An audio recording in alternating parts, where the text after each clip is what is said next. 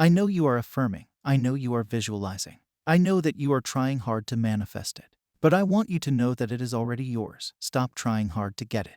You will manifest your desire. You will be going to have it. Whatever you are trying to manifest will appear in your reality. It does not matter if it is big or small. You consider something as big or small because of your perceptions. If you feel something is hard to get, then you come across reasons that satisfy that assumption of yours. On the other hand, if you consider something easy, then reality will mold itself in a way that will make you look at this desire of yours as easy. It is all based on your assumptions. It is dependent upon how you view your world. You might have heard that creation is finished, and that is why what you desire already exists. It is excluded from view because you can see only the contents of your own consciousness. It is the function of an assumption to call back the excluded view and restore full vision. It is not the world but your assumptions that change. An assumption brings the invisible into sight. If you replay this previous part, if you stop the video and read it a few times, then you will understand how your assumptions are influencing your reality. Manifestation is nothing but changing your assumptions. You only view the world based upon your assumptions, and nothing can appear in this world that is not based on your assumptions. Like you only see the contents of your own consciousness. Let's say there is a person named Henry. He grew up in an environment where he was taken for granted, he was not respected, and his needs and wants were not considered. So, while growing up, he faced many issues where his decisions were not respected. Everywhere he went, he was taken for granted. In his friend circle he was trolled. In his extended family he was not taken seriously. He forgot that his wants also mattered. He only thought that others' wants were greater than his. Therefore, he faced circumstances where he faced this story repeating again and again. Like people mistreated him, his efforts were not considered. This story will continue because Henry chooses a state of consciousness in which he is living dominantly. It is like Henry is doing it unknowingly. He is persisting in these assumptions. He cannot recognize it because it feels normal. It feels familiar to his past. Only when he feels deeply insulted does he complain and feel bad about why he is treated in such a manner. Only in such circumstances does he realize what he is assuming about himself. In this particular moment, he realizes how the world is molding itself to conform to the assumptions that he is holding dominantly. When he sits and enters a meditative state, then he can clearly see that he can see only the contents of his own consciousness. Now, in order to bring about changes in his life, he has to change his assumptions. He has to enter this new state of consciousness where he is highly appreciated and highly respected. He has to embody this new state where his wants are met, and he is treated like an important person. In short, he has to change his assumptions, and he can do this by imagining certain scenarios where he is feeling what he wants to feel. He has to close his physical eyes, and he has to disconnect from the external environment and simultaneously enter his inner environment. He has to open his inner senses and feel as if his wishes have come true. This is how his assumptions will change. Doing this is extremely crucial because it is the function of an assumption to call back the excluded view and restore full vision. Yes, your assumption calls back the excluded view. It is like you were looking in one direction for a very long time and you wanted to see the other thing. The other thing was already present. All you had to do was change the direction. Let's say you were looking in the north direction for a very long time. All you were seeing was mountains. You were viewing mountains all your life, but you wanted to see the beaches. Now, it does not mean that beaches will appear and mountains will be removed. You just have to turn yourself 180 degrees and change your direction towards the south.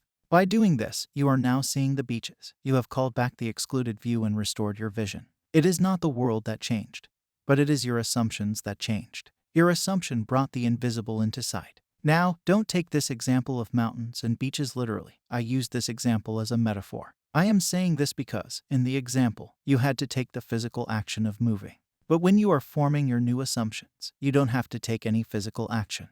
Everything has to be done internally. It is about making that inner shift. It is about changing your inner story. You never create anything because creation is finished. Everything that you can imagine already exists. You only manifest things by changing your assumptions. You change your assumptions by forming and persisting in new assumptions. By focusing on your desired reality, you are directing the light to a spot and making it visible. Like when you enter a storeroom with the intention of finding a hammer. But the catch here is that the storeroom has no light source. So, you take out your smartphone and turn on the flashlight. By doing this, you illuminated the storeroom and were able to find the hammer. It was not like you created that hammer, you only made it visible. In the darkness, the hammer was invisible. It was excluded from view. With the help of the light, you fulfilled your intention of finding that hammer. In a similar fashion, your consciousness is that light that helps you to manifest your desire. Whenever you become conscious of your desired reality, you are turning on that flashlight in a dark space where you already have that thing that you desire. It is not like you are creating that desired reality. It is always present. By consciously assuming that to be yours, you are calling it back from the excluded view and restoring your full vision. Your assumption is bringing the invisible into sight. I think now you, my lovely viewer, understand all that has to be understood about changing the assumptions. I think this has brought you immense clarity on how your assumptions are manifesting your reality. If you get that aha moment, leave a comment down below. But still, there would be people who would think that they would change their assumption in the future. They would do it at night or they would do it tomorrow. Well, I would like to inform you that the future does not exist. The future never exists. It is always the present moment. The past was also a present moment for you. The future is also a present moment for you. So, the future never comes. That is why the present moment is important, for it is only in the present moment that our assumptions can be controlled. You cannot change your assumptions in the past. They also cannot be changed in the future. They can only be changed in the present moment. They can only be changed right now at this very moment. The future must become the present in your mind if you would wisely operate the law of assumption. The future becomes the present when you imagine that you already are what you will be when your assumption is fulfilled. Be still and know that you are that which you desire to be. The end of longing should be being. I have seen many people longing for their desires. They say that they are applying the teachings of Neville Goddard. They say that they are applying the law of assumption.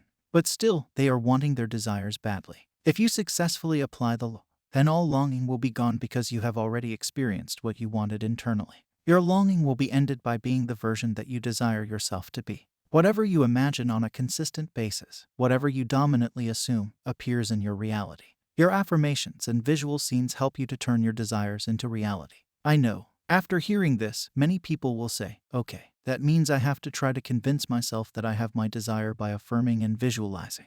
Well, this is not what I mean by it. You are not convincing yourself of something that you are not. Instead, you are accepting that you already have your desire because you can experience it in your imagination. You are not affirming or visualizing in order to convince yourself. You are doing these affirmations and visual scenes to experience what you desire. When you fully experience your desired reality, then you will be able to form these assumptions. It is like these assumptions would be formed automatically. Don't stress yourself by thinking that you have to imagine it a number of times. Stop trying hard. Always ask yourself if these affirmations and these visual scenes are changing my inner state or not. You have to be extremely honest with yourself at this point. If these techniques are not changing your inner state, then you are not doing what is required of you. So, stop seeking evidence externally and start living internally. Start imagining the best scenarios in your life. Start changing your inner state of being. The external reality will conform to the changes that you made internally. All is yours. Do not go seeking for that which you are. Appropriate it, claim it, assume it. Everything depends upon your concept of yourself. That which you do not claim as true of yourself cannot be realized by you. The time it takes for your assumption to become fact, your desire to be fulfilled, is directly proportionate to the naturalness of your feeling of already being what you want to be, of already having what you desire. Guided meditations can help you land in this state of naturalness. I have designed one such guided meditation that has helped many people tremendously. You can find it by clicking on the first video that now appears on the screen.